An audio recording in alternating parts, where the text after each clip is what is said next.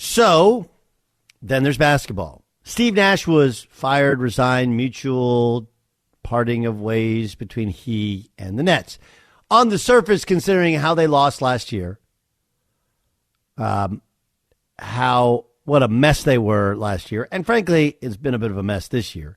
Combine that with the offseason where Kyrie wasn't extended, wanted to be traded, wasn't traded.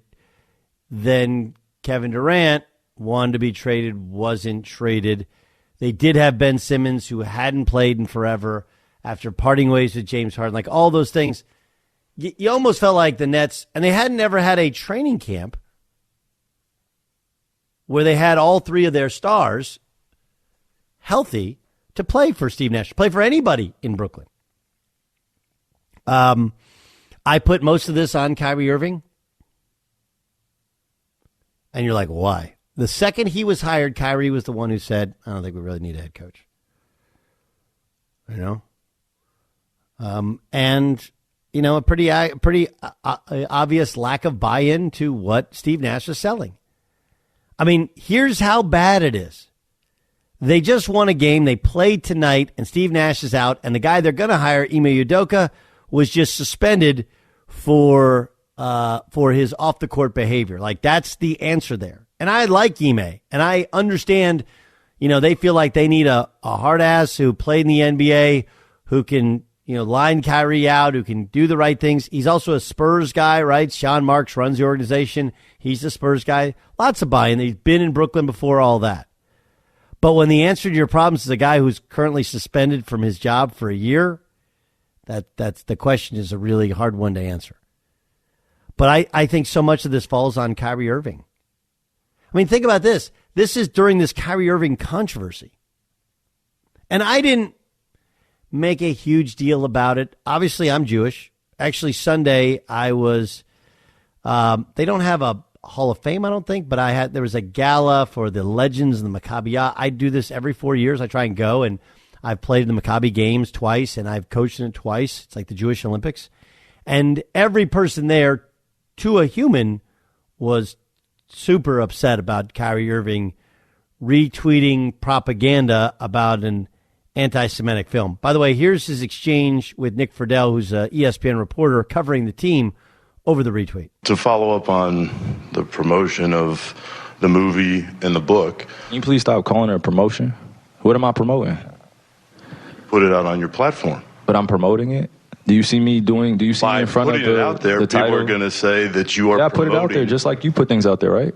Yeah, but it's not. You put things out there for a living, right? Right, but my stuff is not. So let's move on. Filled with anti-Semitic Let's move on. Don't dehumanize me up here. I'm not doing that. Another human being. I can post whatever I want. So say that and shut it down and move on to the next question. But Kyrie, you have to understand that I don't have to understand anything from you. It's not me. Nothing. It's no people that you're making up, bro. Move on. But by posting what you did. Move on. Next question.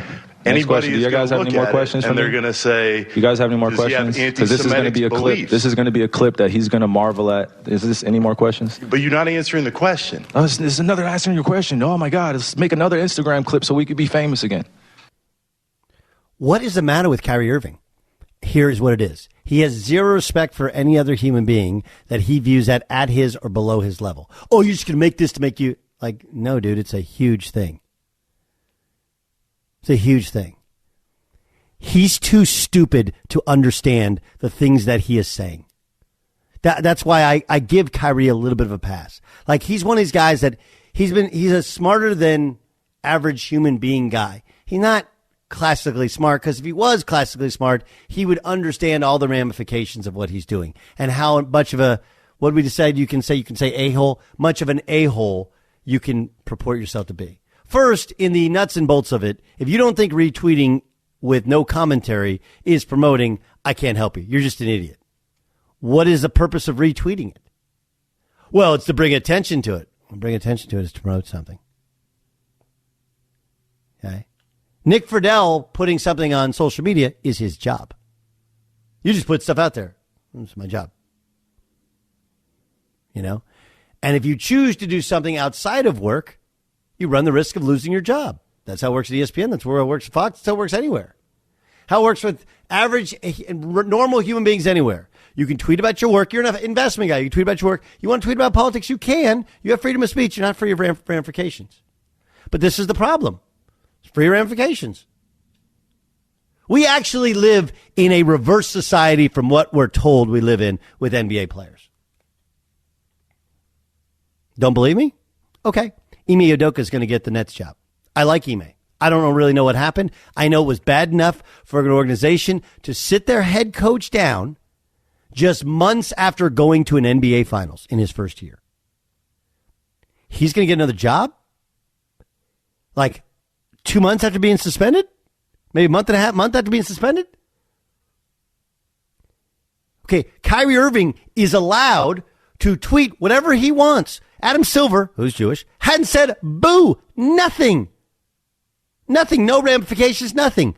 It's all a load of crap. And honestly, like, look, here's the truth to it. Here's how you lose people.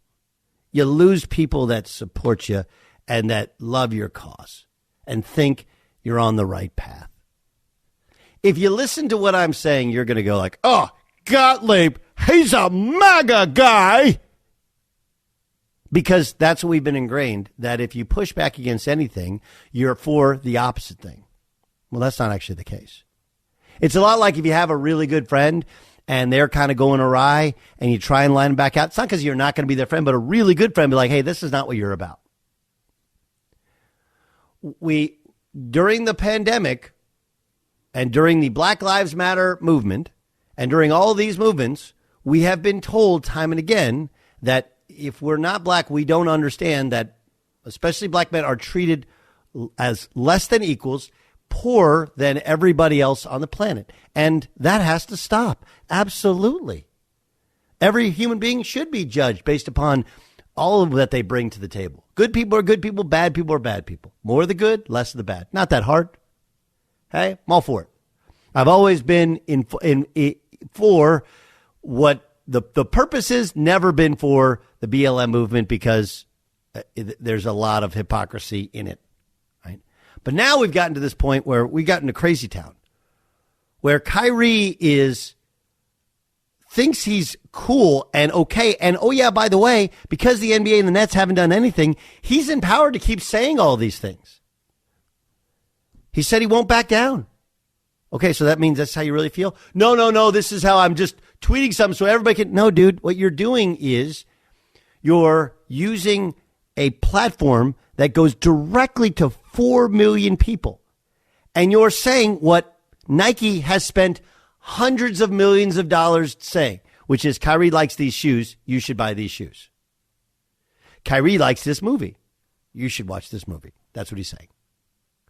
And if you can't get that, you can't understand that, you're not smart enough to have a conversation with you. And then 2, you shouldn't be cutting off Nick Friedel, who's simply asking you a question, which you have a fair chance to answer, but you don't actually want to answer. And then 3, where is the leadership from the NBA? If there was a movie that was against Hispanic people, against Asian people, against black people, against gay people,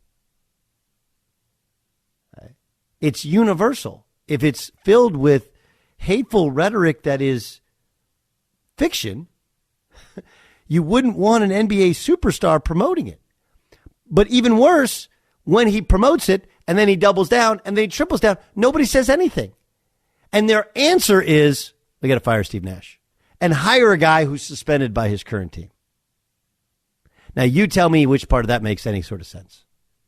And look, this is me telling you, I think Kyrie Irving might be the most talented guard I've ever watched play on offense.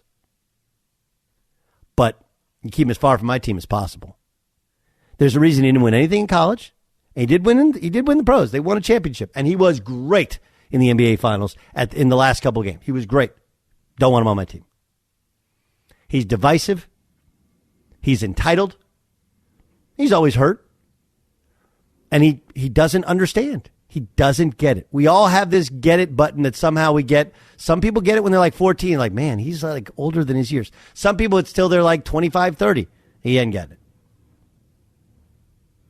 And it does make me think maybe Steve Nash woke up this morning and was like, dude, the hell with this. I do not need this. I doubt it. It feels like a coup d'etat. Feels like KD wanted, wanted some stability, and everybody previous to the suspension views Ime Udoka as a stud dude. But man, what a mess. Whoo, what a mess. By the way, the Nets won last night. That's the crazy part. They won last night. They played tonight. Steve Nash quit, fired, whatever, in the middle. Tells you all you need to know about how they feel about coaching Kyrie Irving. Like, if I'm coaching Kyrie Irving and I love him, if I'm loving guys that I coach, like, do you fire me? Like, the first thing I do is go to the facility and hug that dude. Man, I love you. I love coaching and working with you. Like, no. I don't know. I'm just so bothered by it. I'm so bothered by it. It's anyone can retweet something and they're like, you know what? I didn't watch the movie. I didn't see the clip. I didn't read it. That's my bad. Anybody can make a mistake. Anybody can even say something where you're like, that didn't come out the way I want. I live in a world where I think of the good of people. And I think most people want us to evolve as a society. Most people want us to treat everybody better. That's exactly where I stand.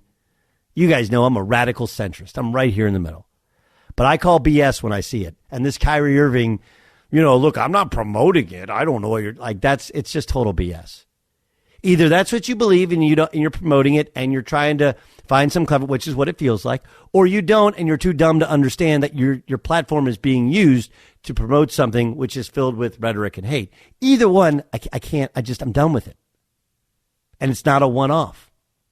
The guy wanted to get rid of half of his team when he first got there. He went into a team that had the best chemistry and ran off the coach. He didn't want to support Jacques Vaughn the first time around. Jacques Vaughn was the interim coach. When they went to the bubble, he was the interim coach. Here's the crazy thing. Kyrie Irving's all about black empowerment. His head coach in the bubble was black, was Jacques Vaughn. He didn't go to support him. So, of course, Jacques didn't get the job. What are you about?